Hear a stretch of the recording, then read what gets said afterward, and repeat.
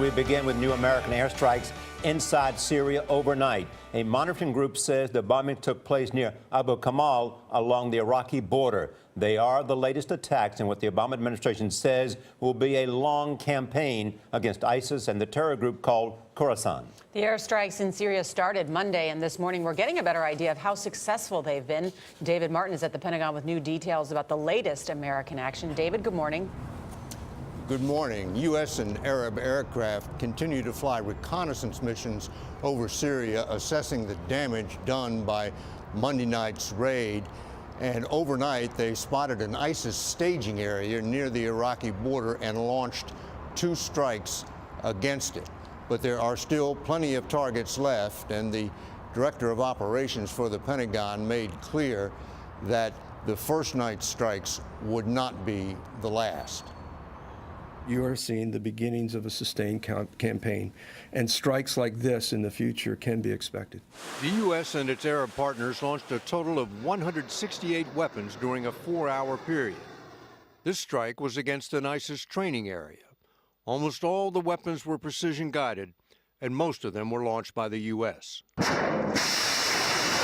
The opening salvo came from Navy ships, which launched more than 40 cruise missiles against an al-Qaeda-linked terrorist group known as Khorasan, which had established a safe haven in northern Syria. This was the way Lieutenant General William Mayville described the threat from Khorasan, it was probably the most important strike of the night. We've been watching this group closely for some time. We believe the Khorasan group was nearing the execution phase of an attack either in Europe or the homeland. Most of the weapons, however, were fired at ISIS targets, like this compound filled with vehicles. Before and after pictures show how a satellite-guided bomb took out just the one part of a building that ISIS was using as a command center. In another before and after sequence, a cruise missile swept a row of satellite dishes off the roof of an ISIS finance center without appearing to damage the rest of the building. On the opening night, ISIS was a sitting duck.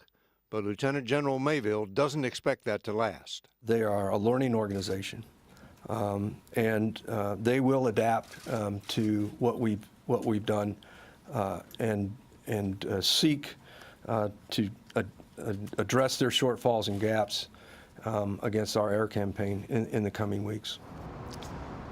The first night's strikes almost certainly disrupted the operations of both Khorasan and ISIS, but there's one thing the Pentagon has learned over the past 13 years, and that is that airstrikes alone will not defeat a terrorist organization.